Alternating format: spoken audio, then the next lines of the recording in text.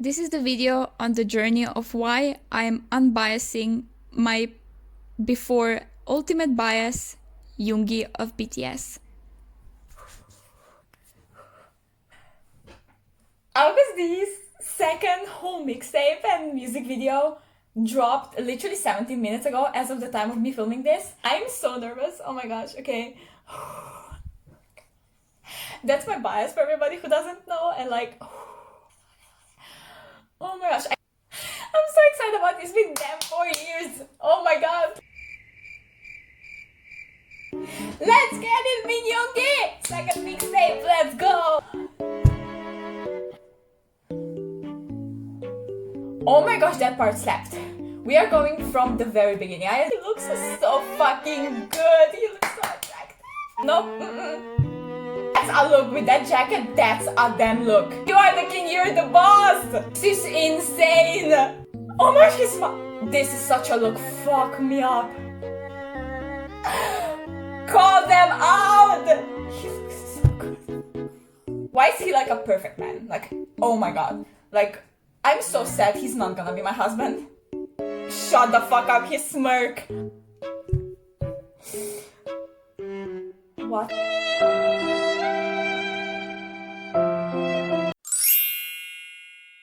The first song on the mixtape is Moonlight, and I think it does the perfect job of opening the whole experience both melody and lyrics-wise.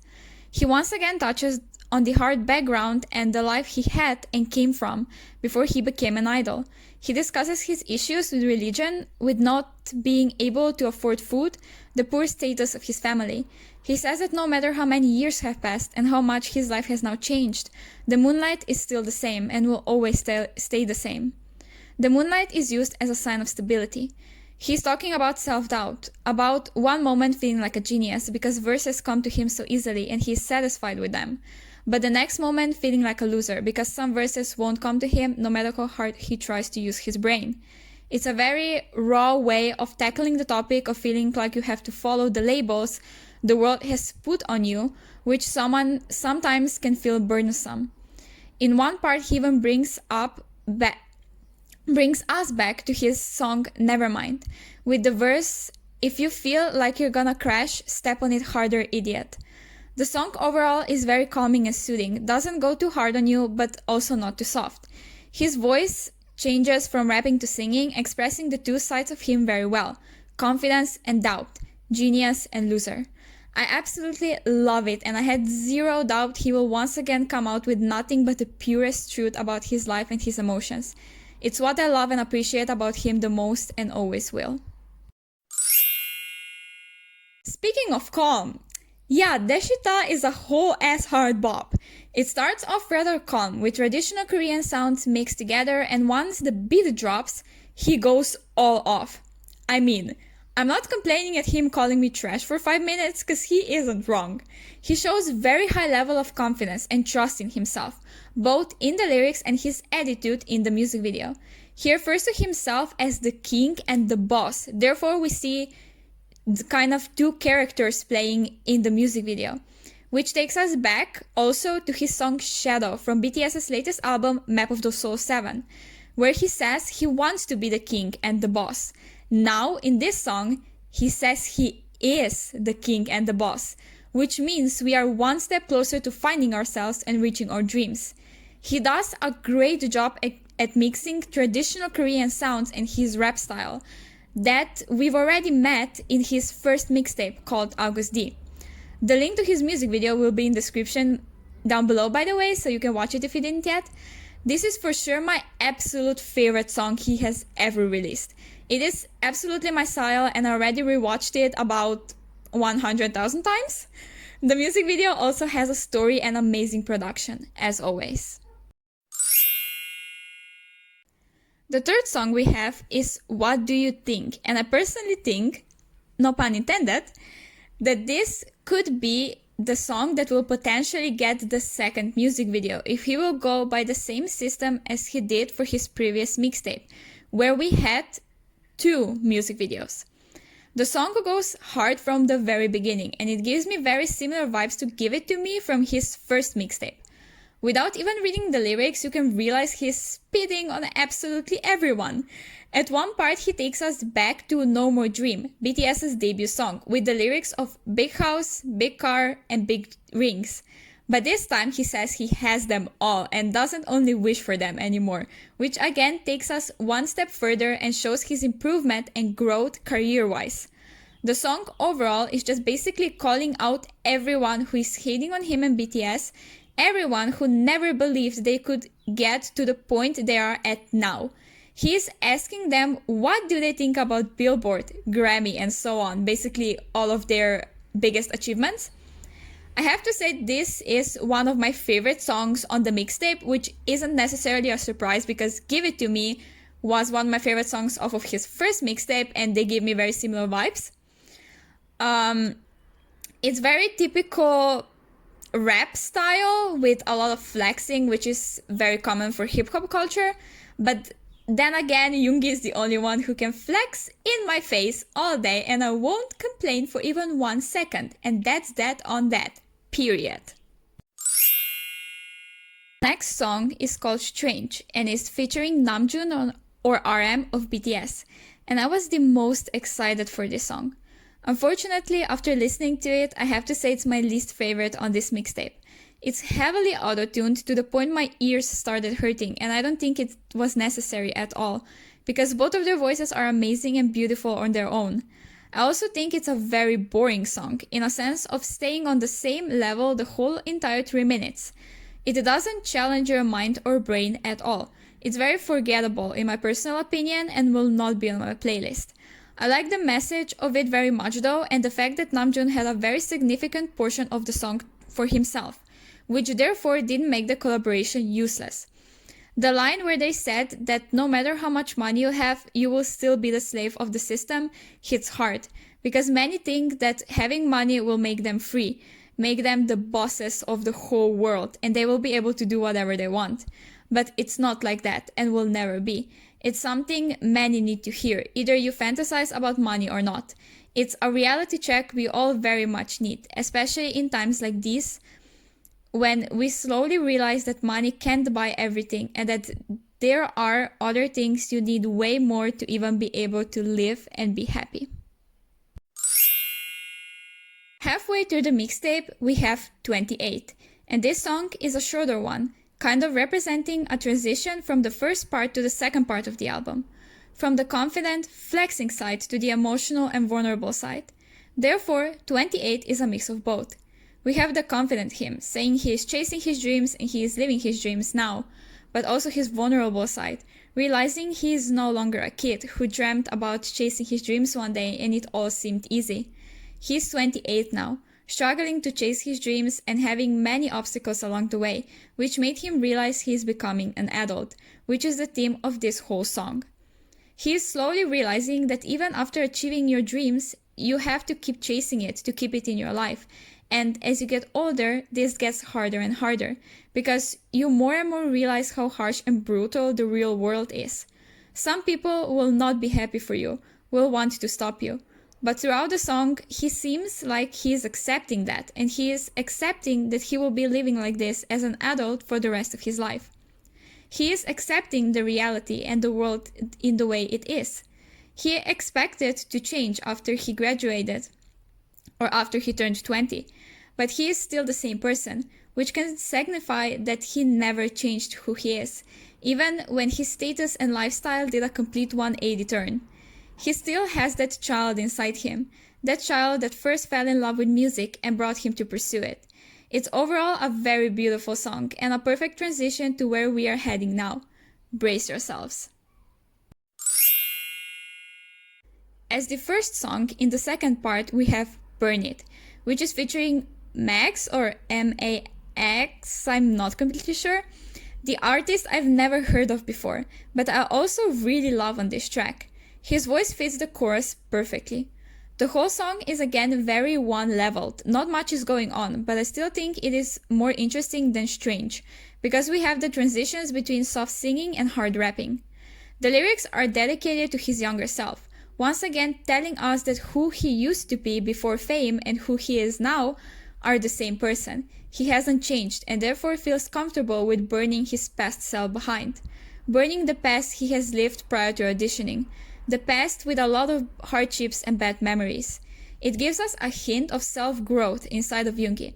He is finally ready after years to leave his past behind and focus on the future. It's a continuation of his first mixtape, Agust D. In So Far Away and The Last, he held onto the past completely, and it was very prevalent that he hasn't moved on yet. He hasn't forgiven himself for the mistakes he made, and he didn't learn how to love himself and accept the past as a life lesson. But in this song, he is giving us a hint of being ready, of being able to finally take it as something that made him who he is today and brought him to happiness. It's not meant to be sad, it's meant to be encouraging and powerful, in a way a goodbye to his past self that he will now burn and live in ashes. But the most important thing is that deep inside he remained true to himself, and the only thing he is really leaving behind is pain. The next one is called People, and let me tell you, this song made me cry. It connects perfectly to what we were talking about before. In Burn It, he told us that he is ready to leave his past and pain behind, and in People, he is building on top of that message. He is explaining that life is hard, it sometimes makes him sad and cry, and it will do the same to all of us. 'Cause life just is like that. No matter how much you want to be someone, or you don't want to be, or you wish to be, life will always give you hardships. He continues on to say it's the same for him too, but he has learned to accept it and realized there is nothing wrong to live a life like that, because everybody does. He encourages you, me, and everybody listening to the song to accept the world and life for what it is. Accept the pain, the beauty, the happiness, and the sadness, because it will make your life easier and more peaceful. He also elaborates that people change.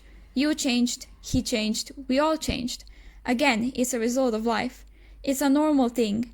Therefore, we should focus on the present, grab the opportunities we have now, love who we are now, and just accept whatever comes along the way. There will always be the next best chance, the next day to start all over again. The whole song holds onto the idea of every day being a new beginning. Every day you will be a bit different than yesterday, and that's okay, as long as you stay true to who you are and what you love in your heart. Everything else will happen when it's supposed to, and will teach you the lesson you are supposed to know at each exact time. Next one on the mixtape is called Honsool, and there is a lot to unpack here.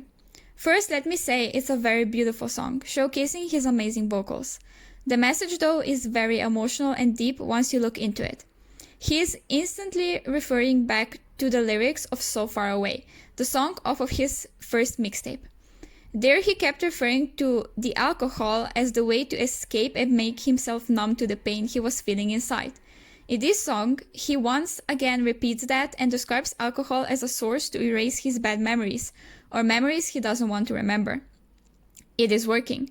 Therefore, he used this method a lot to decrease the emotional burden he was feeling. But then in the chorus, it takes a complete turn, with him saying he now feels like he is flying. This is once again a reference to So Far Away. There, he continuously repeats the phrase of feeling like he is losing himself and he is falling. But now, 4 years later, he is flying. He grew out of that, he overcame it. He is happier now and doesn't feel that burden anymore. In the second verse, he, in a very brief way, refers back to The Last, another song from his first mixtape. In that song, he said he has troubles performing because he was afraid of people and his anxiety was getting the best of him.